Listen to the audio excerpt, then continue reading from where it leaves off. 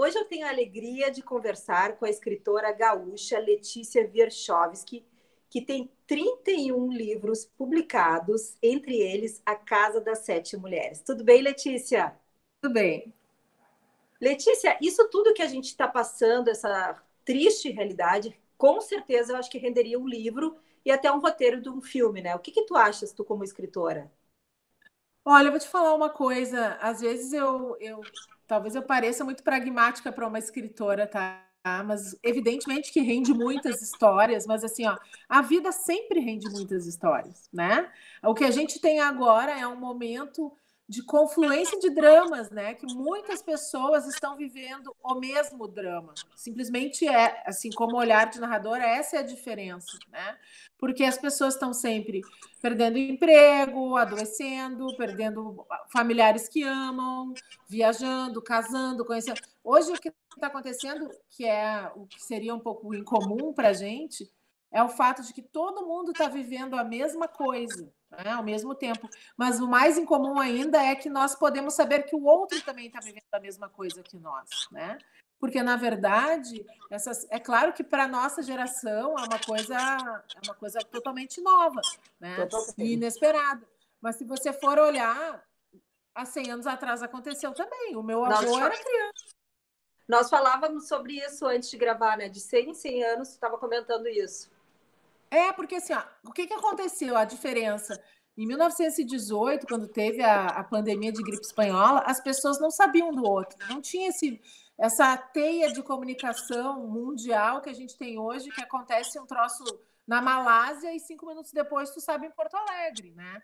Então, esse impacto é que é muito forte para as pessoas, né? A gente já lida o tempo inteiro com essa multiplicidade de informação. Acontece um atentado em Nova York, na mesma tarde tu está chorando aqui. Se não existisse a informação, para ti é como não existiu o atentado, né? Porque os olhos não veem, o coração não sente. Então, o que eu acho que mais impactante de tudo hoje é o olhar que nós estamos tendo um dos outros, tá? Nessa concomitância de experiências novas, porque as experiências acontecem aos milhares, né? Aos bilhões, cada vida é uma experiência. Só que a gente ainda não tinha se deparado com todo mundo está vivendo uma situação semelhante e todo mundo poder saber da situação do outro. Acho que isso é mais impactante. A sensação que eu tenho é que a gente está desenvolvendo a empatia de uma forma muito intensa nesse momento, né? Até porque o problema está batendo na nossa porta, não é só aquela coisa que tu vê que está acontecendo com o outro, tu tá vendo o que está acontecendo com o outro e pode acontecer contigo também, pode acontecer comigo também. Então a questão da empatia é muito forte. Eu vou te dizer uma coisa, talvez eu sou uma pessoa ruim aqui dizendo isso, e às vezes eu brinco, romancista sou eu.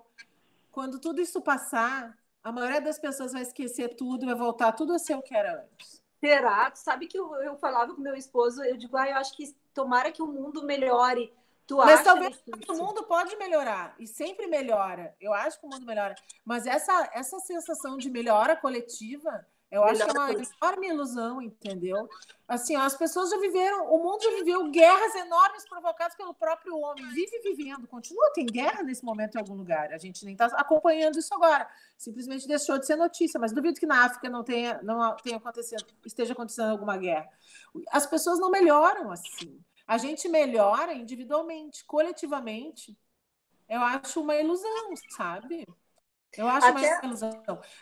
Existem melhoras sociais, são melhoras de organicidade empresarial, as pessoas estão aprendendo coisas, porque, claro, que a dor ensina a gemer. Essa é a minha opinião, tá? As pessoas estão aprendendo que elas podem ter 500 funcionários, mas só 100 trabalhar ali e 400 trabalharem remoto, que funciona. O que antes existia uma certa resistência ao trabalho remoto, a obrigatoriedade dessa experiência está trazendo benefícios, né?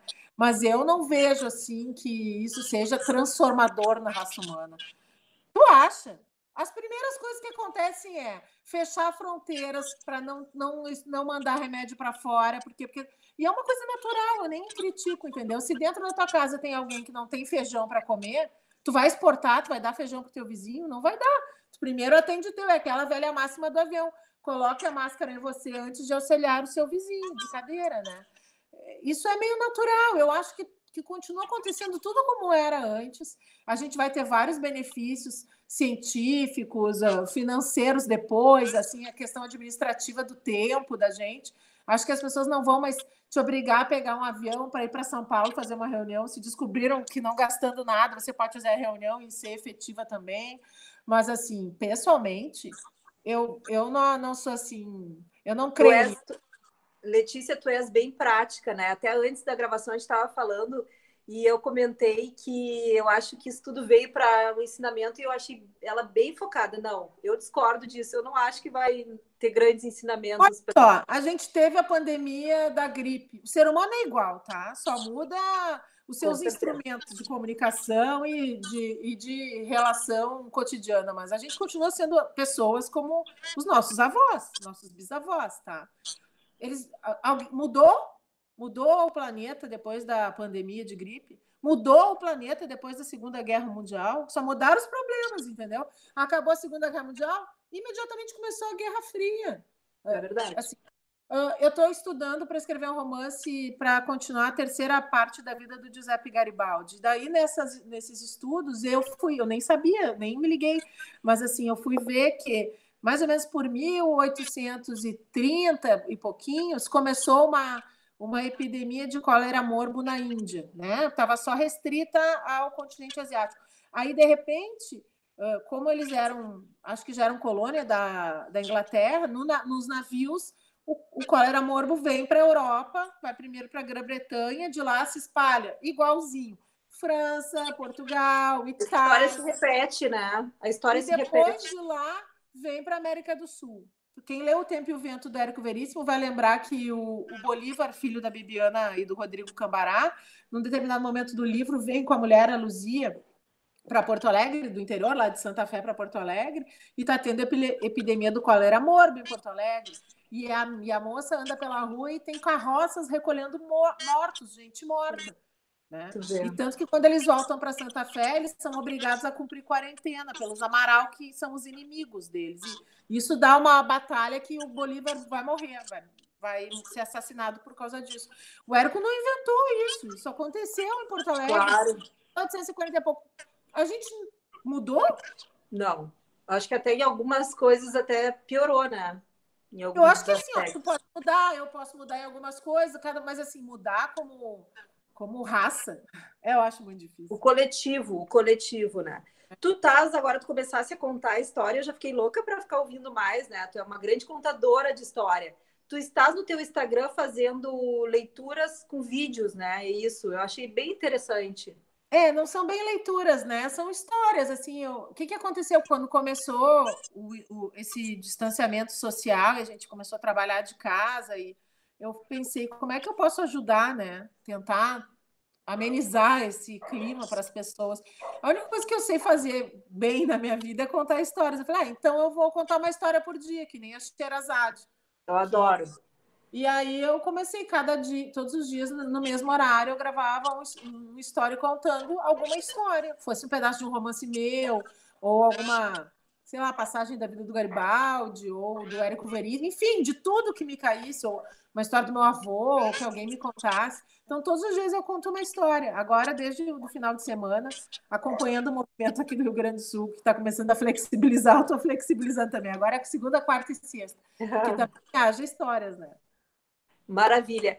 Tu achas que o livro dá essa asas, a imaginação, até para a gente fugir um pouco desse momento, né? Que está um momento tão cansativo, tão estressante. A gente liga a televisão, é só notícia ruim, notícia ruim. O livro é uma forma da gente sair um pouco fora disso. O que tu indicas, assim, de literatura, de livros? O que tu tens lido? É que, assim, as minhas leituras, elas são meio temáticas, tá? Conforme o que eu estou trabalhando na época, o que eu estou querendo. Então, agora, um tempo já que eu estou lendo justamente sobre o século XIX, sobre Garibaldi, sobre a unificação da Itália. Então, as minhas leituras acabam sendo muito romances que passam por isso, como Gato Pardo, coisas que estão nesse momento são importantes para eu ler ou reler, né? Mas, assim, não é só os livros, a arte em geral, e os artistas têm falado muito sobre isso. O que seria de vocês trancados em casa se vocês não pudessem assistir um filme, uma série, ler um livro? A vida se tornaria muito limitada, né? E a arte tem é uma janela aberta, um tapete voador, tu viaja, né?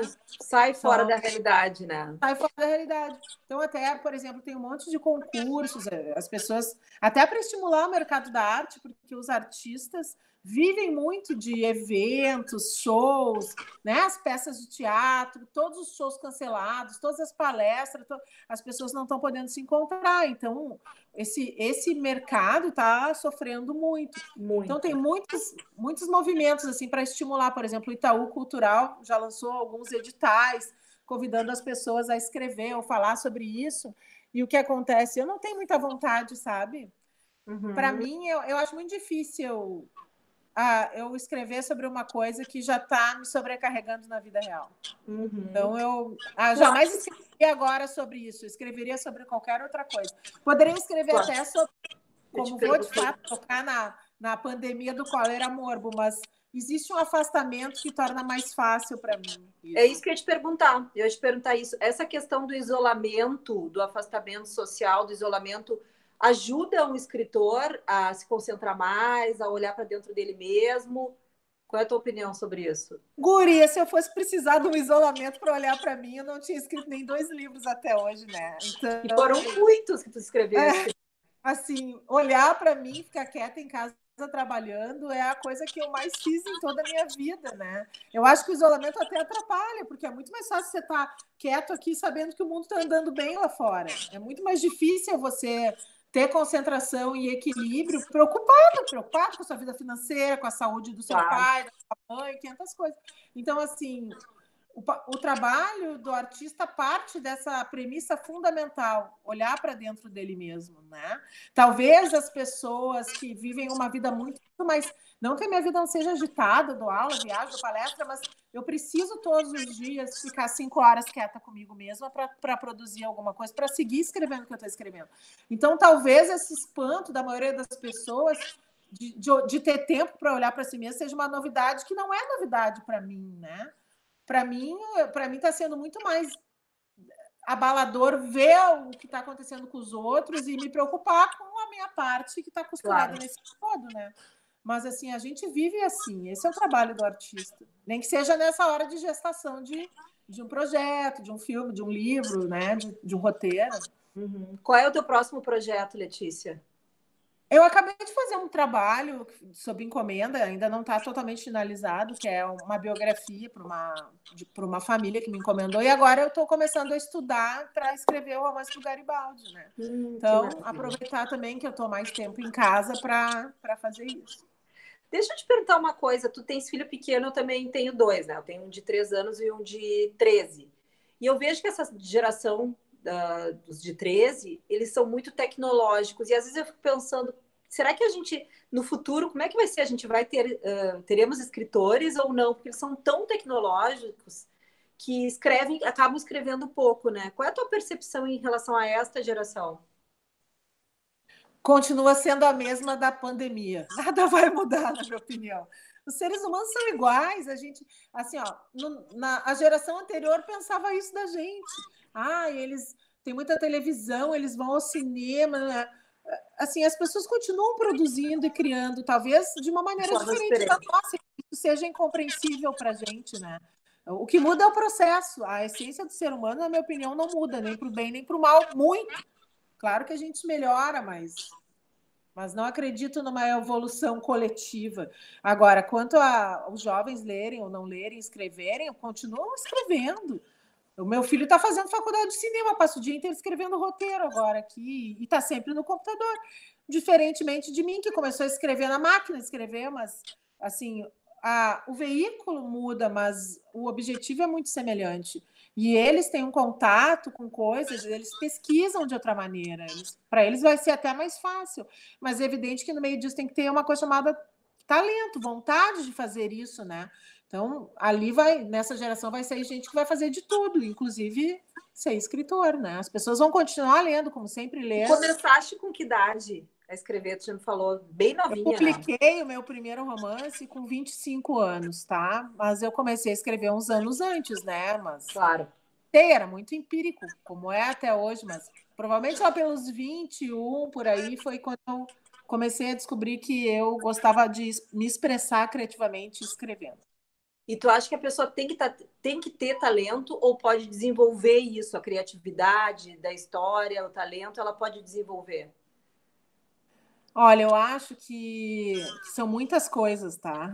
Mas eu gosto muito de uma frase que ficava no ateliê do Pablo Picasso, que diz que a inspiração me pegue trabalhando. Tá, Então, é um equilíbrio entre esforço e talento, porque inspiração é talento, né? O resto é expiração, é esforço. Então, eu acho que se você não tiver, não se esforçar, não adianta ter o melhor talento, o maior talento do mundo, porque nada se faz sozinho, né? adorei essa frase. E a Adorei. gente vê aí quantas pessoas que tiveram uma carreira meteórica e depois, sei lá, se envolveram com drogas, né? Então, assim, se você Perderam. não criar esse equilíbrio, né? Seja um escritor, um cantor, um poeta, um ator, uma atriz, a questão é o equilíbrio. Agora, só esforço também não transforma ninguém em um talento, entende? Assim, tem pessoas. Eu gosto muito de um poema de uma poeta que eu amo, a Sofia de Mello Breiner Andressen, que ela diz assim: ó, ele sabia todas as coisas, mais ou menos, não é assim, é mais lindo, né? Ele sabia todas as coisas, mas quando ele falava, quando ele cantava, as musas não dançavam. Às vezes você sabe tudo, entendeu? Senão todo Lindo. professor de alguma matéria seria um artista dessa matéria, né? É verdade. Perfeito. Então, acho que existe um equilíbrio. Letícia, querida, um beijo carinhoso, muito obrigada. Como sempre, é um prazer, a gente se enriquece conversando contigo. Adorei o nosso bate-papo. Obrigada mesmo. Eu não sou pessimista, tá? Eu sou só realista. Na Você é ficção que eu sou mega realista, mas tá certo. E tem muita gente que pensa assim, e tá certo. Eu acho que tu fosse bem, tu é bem prática, é isso aí. Um beijo carinhoso para ti, muito obrigada. Beijo, gente. Beijão, querida. Beijo.